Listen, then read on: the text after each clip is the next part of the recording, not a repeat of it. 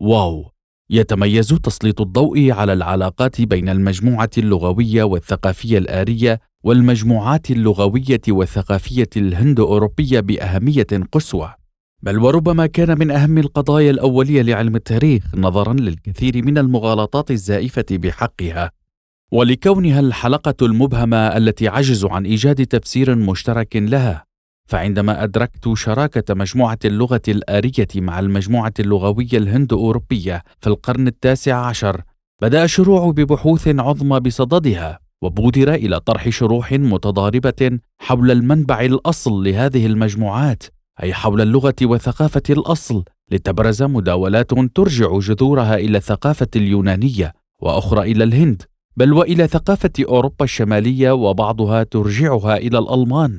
إلا أن كل هذه الفرضيات ذهبت أدراج الرياح عندما ثبت بالحجج القاطعة موضوع الانقطاع عن الثدييات البدائية في الأخدود الكبير بأفريقيا الشرقية، وموضوع الثورة الزراعية النيوليتية في الهلال الخصيب، لتكتسب هاتان البؤرتان الأساسيتان أهمية عظمى في التاريخ البشري، وكنا قد سعينا لسرد موجز ذلك سابقا.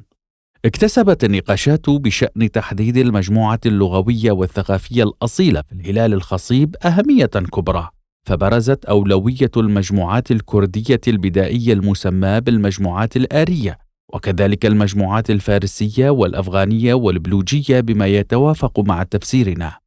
نخص بالذكر في هذا المضمار موضوع الجزم بانتماء الثقافة واللغة الآريتين المرتكزتين على الشعوب الأصيلة، عندما فكت رموز البنية اللغوية للهوريين الذين هم كرد أوائل. فالطرح الذي اقتنعت أنا أيضا بصحته هو أن المنطق النواة للثورة النيوليتية هي القادرة دونا عن غيرها على إبداع مثل هذه اللغة والثقافة، وقد تم الجزم بأن هذه المنطق النواة هي فعلا القوس الذي ترسمه سلسلة جبال طوروس زاغروس، أي المنطقة المسماة بالهلال الخصيب، والتي شكلت مركز ولادة اللغة والثقافة الآرية. وجميع الحفريات الأثرية والفعاليات الإتيمولوجية والمقارنات الأثنولوجية الحاصلة مؤخرا تعزز صواب هذه الأطروحة تدريجيا. هكذا تم حل القسم الأعظم من قضية المنبع الأم الذي كان الدليل الرائد للمجموعات اللغوية والثقافية الهند-أوروبية.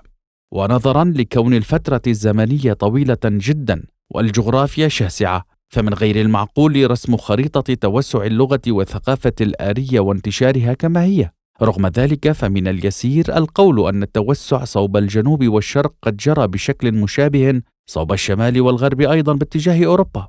والرأي المجمع عليه عموما هو أن موجات الانتشار هذا الذي يخمن بدءه حوالي أعوام 5000 قبل الميلاد قد حصلت نحو أوروبا الشرقية في أعوام 4000 قبل الميلاد، ونحو أوروبا الغربية في أعوام 2000 قبل الميلاد، وتوطدت فيها برسوخ.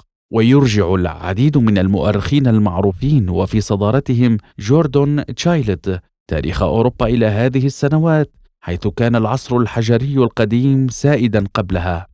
يعتقد أن المنطقة المتوسطة بين ما يعرف اليوم بجنوب فرنسا وإسبانيا، والتي عرفت الهوموسباينس كنوع سائد قبل 30,000 سنة، قد عاشت أطول فتراتها في الحقبة الميزوليتية، العصر الحجري المتوسط، حصيلة التوسع المنطلق من شمال أفريقيا.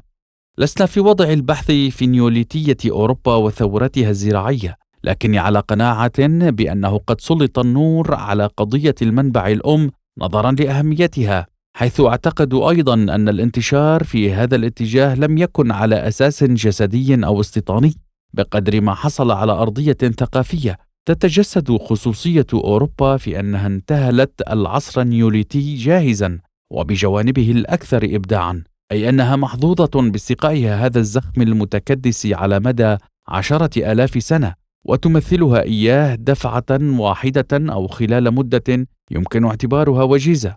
بالمقدور القول أنه كيفما جعلت أوروبا عالمنا الراهن ساحة لتوسعها الثقافي خلال 4 قرون، فهي بذاتها كانت ساحة لانتشار الثورة النيوليتية، ثم لتوسع الثورة المدنية الرومانية وانتشار ثورة الروح المعنى المسيحية. هذه الثورات الثلاث الكبرى انتشرت في أوروبا على أرضية ثقافية بالأرجح، ودون اللجوء إلى الاستعمار والاستيطان الكولونيالي والصهر الإرغامي، فيما عدا الحروب المعدودة التي شنتها الإمبراطورية الرومانية، أي أن الثقافات المتفوقة اعتبرت هبة من الإله. ولدى بلوغ هذا الزخم الثقافي العظيم المتراكم على مر 10,000 سنة من تاريخ البشرية، تكون الأرضية قد هيئت للثورات الأوروبية الكبرى اللاحقة، ثورات النهضة والإصلاح والتنوير، والثورات السياسية والصناعية التقنية والعلمية. إذن لم تنجز أوروبا هذه الثورات الكبرى بمهاراتها الخاصة، بل عبدت أرضيتها بتوسيع قاع النهر الأم للتاريخ وفروعه الجانبية، وبتدفقه وانصبابه فيها بغزارة وبدفعة واحدة. لا ريب أن انحسار العصر الجليدي الذي تزامن مع المراحل عينها وبروز الغابات النضرة بفضل الطقس المناخي الملائم للغاية والتربة السمادية المعطاء والغنية بغلالها، وتجهز أوروبا بمجموع هذه الظروف كتركيبة جديدة، كل ذلك جعلها تحقق النقلة الحضارية العظمى التي تركت بصماتها على راهننا.